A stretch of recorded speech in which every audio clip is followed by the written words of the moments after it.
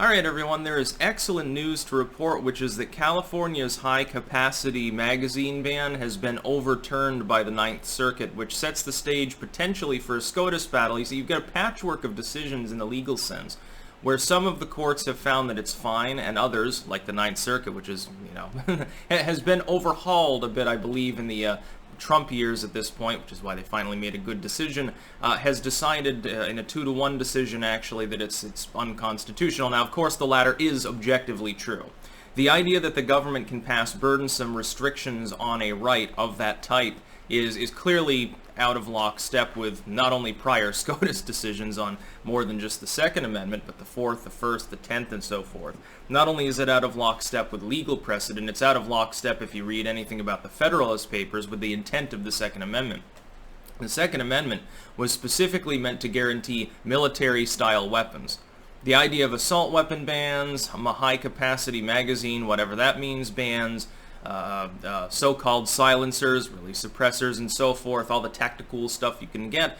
The idea that the government could restrict the manufacture, the sale, the transfer, the import and exportation of these things was never even remotely considered to be a possibility by the people that founded the country. Now, what I would argue is this. How do you define high capacity? If you have limited the manufacture and sale to 10 bullets per magazine, you could argue that 10 bullets in a magazine makes it high capacity and that people should only be able to have 5 because you don't need 10 bullets to hunt or something. What would be the difference between making that argument and saying that 30 or 50 rounds is high capacity? And if a legislature, if a governing body, a state, federal government, whatever, is capable of restricting you to 10 bullets, why wouldn't they be able to limit it to 5? Why wouldn't they be able to limit it to say, oh, well, the Second Amendment only protects muskets and BB guns or something? Why couldn't they eliminate that? The Second Amendment only has to do with bamboo poles and machetes or something. The Second Amendment only applies to the military is another thing that they say. With regards to the concept of a militia, of course, that meant the public at large. That meant the able-bodied, then male population, essentially citizens, people able to vote and mentally and physically competent to actually fight, potentially, if need be. Well, fighting's easy. You don't need to be particularly brawny at this point to be able to fight because we've got such modern weaponry. Because you've got all sorts of wonderful technology. Hell, there's no regulations really on flamethrowers. I don't see, where's the flamethrower control? When are we going to get common sense flamethrower control? Somebody's going to mow down a whole crowd of people with a Russian flamethrower. The government cannot convert a right into a privilege. What's being argued here is that this explicitly violates the Second Amendment. If this sort of law can be passed, the government essentially has absorbed unto itself the ability to pass any gun control. None of it, if a violation of the Second Amendment can stand, then any violation can stand. Then there's no slippery slope. It's all about legal precedent. Again, define for me high capacity. Well, high capacity technically could mean that you have more than one bullet available at any given time, any particular semi-automatic weapon. You could construe that as high capacity. And certainly, what about a revolver that holds 9 bullets like some .22 revolvers do? Well, you don't need 9 bullets in your revolver. You only need 6. What about 5? What about revolvers should be illegal because they hold too many bullets? These arguments only sound hyperbolic in the current era, but if this were to move in that direction, if the court's precedent had said, oh, it's okay for the government to ban this magazine size or whatever, it moves in the other direction away from liberty. And actually, this is funny because to all of the people out there that are really black-pilled about, we're going to lose the Second Amendment, oh my God, they know something like 10 million guns have sold over the last 2 months, but somehow they're all going to get confiscated or whatever. Legal precedent post-removal of Cruikshank, the overturning of that 1870s decision, which was sponsored by the Klan in part, by the way, to keep black people disarmed so they could be abused more easily. In the wake of the overturning of that, a la the mid-2000s, things have steadily become more pro-gun in most instances. And this is a chance for pro-gun groups to try to get this finally before SCOTUS. You can't have a situation in which, with equal protection under the law, of course, applying, you can't really make a philosophical determination that Californians, of all people, by the way, can have 30 bullets in the magazine, but a Vermonter can only have 15. It doesn't really make any sense, and most of these mag bans aren't retroactive. They're completely worthless. They're not even going to do anything. People just hoarded a shit ton of them beforehand, and they trade them under the table instead of on the actual transaction. There's no way to enforce it. They're not able to determine that that weapon wasn't already in the state where the high-capacity magazine wasn't allowed. Now, high capacity would be like those 110-round 22 drums or something like that. That I think you could legitimately define as high capacity, but then who gives a fucking shit? The government shouldn't be able to prevent you from having more bullets. You can already, as of right now, you can go into a store and buy as many bullets as you want. You can buy boxes, they come in, the 22 rounds come in big-ass boxes, 500 rounds apiece. I can go to the store in Rutland and buy 10, 20 of those, and there's no problem. What's the difference between me having those bullets in that sense and having them in a mechanical device that happens to attach to a semi-automatic weapon anyway? What's the fucking difference? It doesn't make any difference as far as the lethality of the weapon. The only exception would be if you have something like a Gatling crank or a bump stock, but with a lot of weapons, if it jams because you're firing it more quickly than generally the manufacturer would intend, that arguably makes it less lethal. Now, automatic weapons are shit for a lot of purposes. You do realize that. Of course, doesn't make it an automatic, and I happen to disagree generally with the bump stock ban, but I can understand how it technically does convert a weapon into an auto. Technically speaking, no further manual action is required once the trigger has been depressed. Of course, there are ways to bump the weapon anyway, not that you should because it's now illegal, but a Gatling crank wouldn't be automatic. It's fully manual. You have to keep cranking it around. There are videos on YouTube. Someone had a 110 round 22 drum attached to a 22 caliber weapon on a tripod, I think, and with a Gatling crank, and was whirling it around, firing at an extremely high rate of fire, but it kept jamming. So you see that'd be and not exactly the best choice for crowd control or something.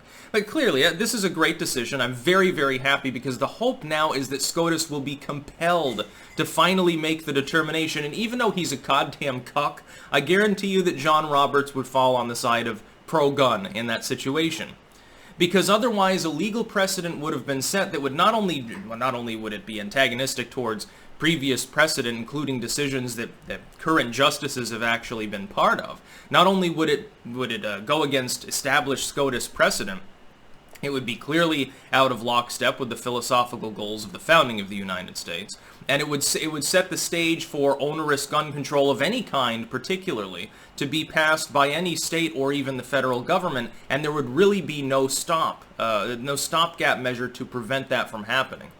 There would be no way to prevent it from happening. What you would have done is converted the Second Amendment into a privilege. It would be the equivalent of saying, well, yeah, you have the right to free speech as long as you're saying the right things. Assault speech isn't allowed. Yeah, the government should have the right to bust up your printing presses because you just make your own press. You can't publish certain information that would be otherwise legal because you're publishing too much of it. You made too many books. You've had enough to think. Or the Fourth Amendment, saying, well, yeah, you have the right to be secure in your person and your papers against unreasonable searches and seizures, but we're construing it as reasonable if you are critical of the government. We're construing it as reasonable with or without a warrant if they don't get caught. So it's okay for them to go in the middle of the night, sneak into your house, and rifle through your drawers. It's okay if the government wants to check through your trash to make sure that you're loyal because it's trash, so it doesn't count. Do you see how this would work? The problem is that if they can ban a magazine for having more than 10 bullets and arbitrarily class it as high capacity, despite the fact that a 30-round magazine is hardly the end-all be-all of capacity for most intents and purposes, for most classes of weapons, if they can make that arbitrary determination, it would become legal for them to say 10 is high capacity. Why not go to 5? Why not ban them altogether? Well, you're allowed to have the semi-automatic weapon. Too bad you can't buy a magazine for it and use it. Well, just get a revolver. Oh, but it can't have more than 6 chambers. Oh, just get a black powder weapon from the 1600s. Even import bans and stuff like that are highly problematic. Manufacturing, like the idea that you can't manufacture certain classes of weapons, like you can get a Tommy gun in the United States if you're willing to get a tax stamp and you got like 10 grand lying around. For a fixer-upper, by the way. You can buy the Tommy gun. Absolutely. It's not even illegal. But you can't manufacture them. You can't import them, so it's onerous. I would class that as well as unconstitutional. But nobody has successfully gotten SCOTUS to take up the challenge. The problem is that SCOTUS has the latitude to decline to hear a case. So unless the court has been stacked and really ideologically cares about an issue, they've only got a certain number of things they can put in their daily docket. And they're not superhuman. It's 9 largely elderly people. They can only do so much, and a couple of them are on death's doorstep anyway. Ruth Bader Ginsburg can't even fucking stand up. She can't even keep her head off of her chest. She can't even stay awake for State of the Union address and shit like that. That's, by the way, that's one reason that the liberals are goddamn fucking horrified about the possibility of Trump winning. That's why they're going all out, because they know that Ginsburg will croak in the next few years. They know she has cancer like fucking 5 times. She has heart attacks, all sorts of fucking problems. She keeps getting infections. They're practically embalming her as we speak, and they're worried. By the way, I guarantee he'd put someone rather pro-gun on the court. It'd probably be a center leftist with a good track record on understanding the Constitution. That would be like another Kavanaugh sort of figure. I think that would be a good thing. Replacing the radicals on the court with people that are more moderate. Whether it's a right or a left-wing individual, by the way, who is the radical, I think is the way to go.